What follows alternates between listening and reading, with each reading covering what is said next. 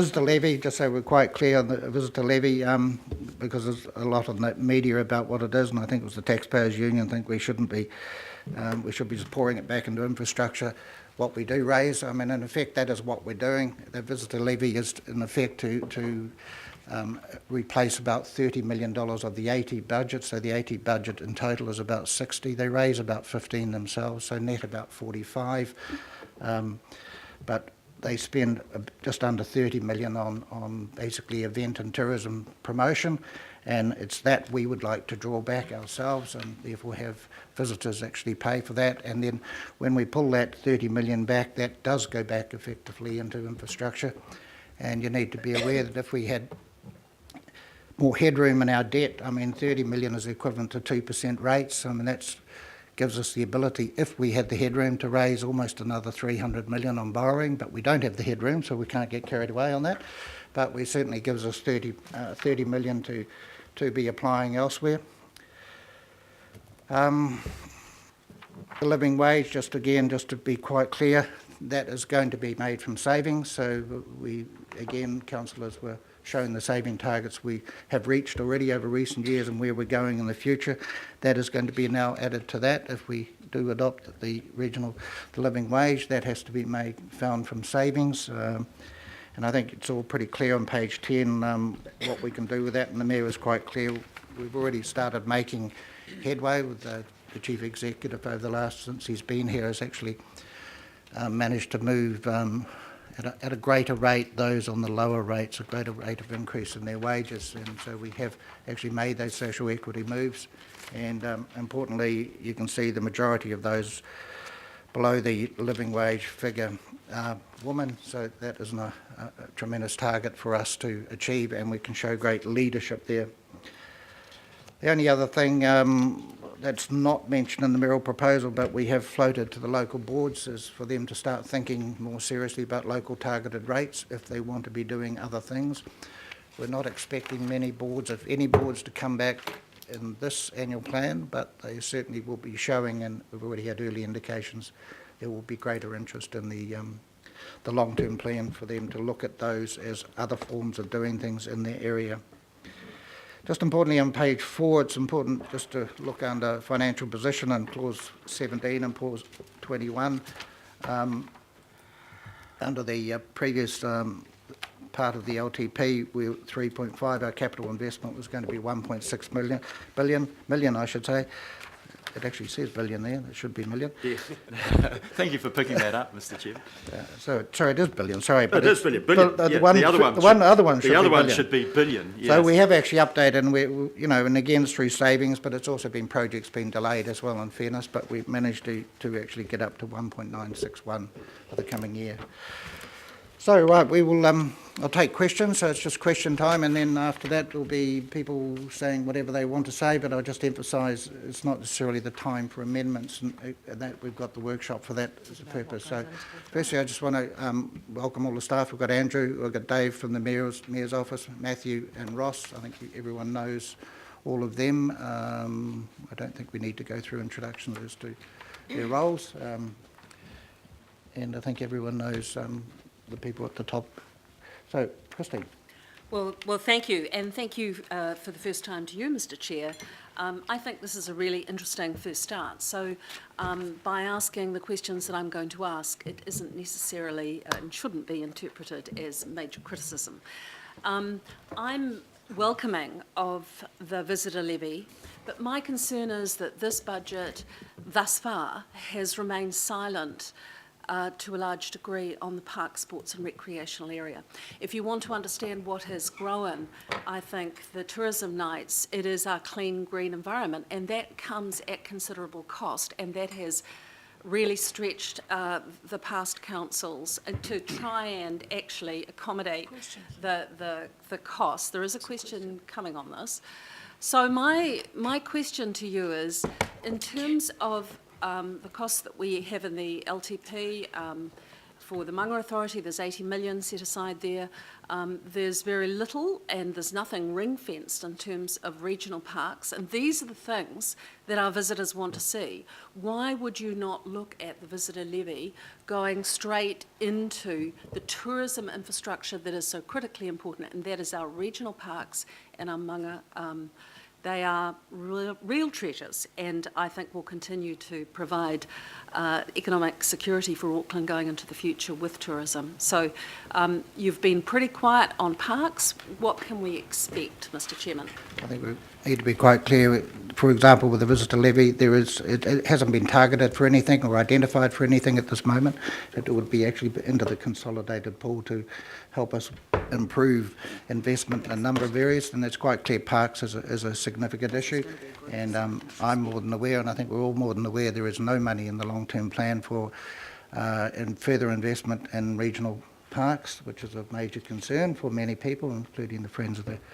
But I would say next year, when we actually start delving into and revisiting the Cameron report and the EY report, there are some options in there. I mean, they're tough options for people to consider, but I think we're going to have to be a bit creative when it comes to example with regional parks and creating funds that are going to allow us to invest in new parks. So supplementary to that, can you give us any further, I don't want to dive into the detail today, but is there further indication that is available today on what the mayoral proposal has as regards parks? I think we should ask the Mayor. Look, I take on board Councillor Fletcher's point, and, when tourists come to the city, they like to visit the parks, they like to visit the museums and the art galleries, etc. The Chair is quite right in saying the money that is raised through the visitor levy hasn't been specifically proportioned, but I would reiterate what I said in my introductory comments. When the tourism industry said to me, it's, this might deter tourists. Actually, what does deter tourists? The critical thing is if their first experience in Auckland is that it takes them half as long to get from the airport to the CBD as it did for them to fly from Sydney to Auckland. Their first impression of the city is not going to be a good one. So I've emphasised that we do need to leverage off this money.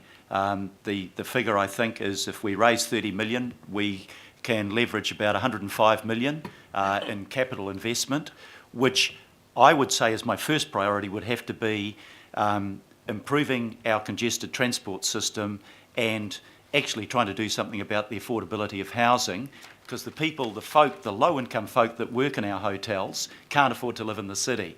But I'm not overlooking your concerns, and I know that they are genuine and passionately held. And I did say at the beginning, one of the pressures that increased population growth and increased tourism growth puts on is on our environment. So we're going to have other things, like if we think about the marine park and we think about sea change, there will be other cost pressures coming in there. So I'm not ruling out that they won't benefit from that at all, but I have set a preference that, in terms of our list of priorities, if we can't decongest the city and we can't make it affordable to live in, then this won't be a great city to live in or to visit. So that's where I've put my priorities, but I'm not overlooking your concerns at all. Thank you on that. And I think also that there is room for exploration, looking within our regional parks for appropriate activities with revenue through concessionary activities. I think that same principle that you're applying to the visitor levy should be applied right across that sector. I think that's a good point. On my left, Councillor Casey. 3 questions. The first question relates to the living wage. Fantastic. Absolutely delighted. Just want to know if within the 3 years it will also be extended out to subcontractors. Shall I answer that one? These are political questions rather than technical questions. I thought it was a technical question. I assumed you were doing it. Yeah. No. My undertaking in the campaign was to acknowledge that contracting staff equally need a living wage, but I made it pretty clear, including when I spoke at St Matthew's on that my first priority would be for the direct employees, not only of the council, but the council-controlled organisations. I can put a cost figure on that, and I can deal with the legal implications around that. There is less clarity around contractors, and as the Confucian scholar said, a journey of 1,000 miles starts with a single step. This would be a pretty important single step, but I'm not ruling out further down the track, not necessarily in this triennium, addressing the wider problem that you refer to. Thank you. My second question relates to the efficiencies for CCOs. I need to know just a wee bit more than that bare line. Who, what, where and why. Oh, I know the why. Who, what and where. I'll try and answer that. The CCOs requires quite a lot of care and consideration. So if you take, for instance, Auckland Transport, it gets revenues from a range of sources, including council, and where the focus is predominantly around public transport and infrastructure. Where the focus would be at this point would be around more the corporate back office spend, and that would be where the focus would be for this annual plan. And then as we go forward looking towards the long-term plan, we may look at more fundamental looks at some aspects of some CCO spending in terms of how they could be better governed or reconfigured and so forth. But right at the moment, I think for this annual plan, the best place to look at is probably around the back office spend. So the who? Well, that's all CCOs would be No, the focus. no. The who's doing it? Who's doing it? The council's doing it. That's right. You, indeed. So it's something that there's a budget refresh in February, and it would really be that's where we could actually get some numbers, and this will be part of the normal budget decision making leading up to the approval of the budget in June next year. So you've no idea yet what the quantum is? We're still having to do a lot of work. It's quite early days, so we don't want to rush that. Okay. And my last question relates to the homelessness, 500,000 a year. Until when? Well, that's Yeah. I'd want to build that in, I think, to the baseline on the premise that this is not a problem that's going to go away. It's going to get worse. And it was interesting. We've already put money into James Liston, as you're aware, Councillor, and we've put some money into the NGOs. But my view, and reinforced by what the NGOs have said to me, is the best thing we as a council can do is be the organisation that draws all the separate threads together. Because at the moment, the first thing I noticed about this, and you've been following this for a long time, is that there are a whole lot of people going off doing their own thing in different directions. And that's not efficient and it's not effective. So we'd be doing two things they want us to do is one, ensure that we can coordinate and get collaboration across the sector, including some greater private sector input. And the second thing is they want us to actually measure the outcomes and also measure the rate of growth or decrease in people that are sleeping in the streets. If we don't do those things, how do we know how effective we're being in our expenditure? And I think there's a joint understanding between the NGOs and ourselves that is a critical role that council can accomplish. The $500,000 is a round figure, but we're talking about this triennium to begin with. But my guess would be that we would need to continue to invest in that because until we get on top of the housing crisis, homelessness is not going to go away. And just a final comment, I won't be tampering with the interim transport levy for the same reasons as the chair has espoused, but to give notice that if anyone in the chamber, as usually happens, wants to interfere with UAGC as proposed by the mayor to increase it, there will be a concomitant decrease from this side of the house, and I'll get in first. So take note. So 0 will be a good start. What do you mean this side? Just in the further answer to your second question, we are going to be requiring more rigorous business cases, Councillor Casey. Just saying, as a further response to your second question, just with the efficiencies and CCOs and the council, we're going to require more rigorous business cases. It's not always been the case, so that is going to be followed up. So, Councillor Newman. Thank you, Mr. Chair. On the issue of the visitor levy or rate, one of the things about property rates is that they are quite efficient because it's quite well, it's impossible to avoid it. But can I understand how the visitor charge would be applied to ensure that there is minimal leakage? Because I can see ways in which this would leak, depending on your ability to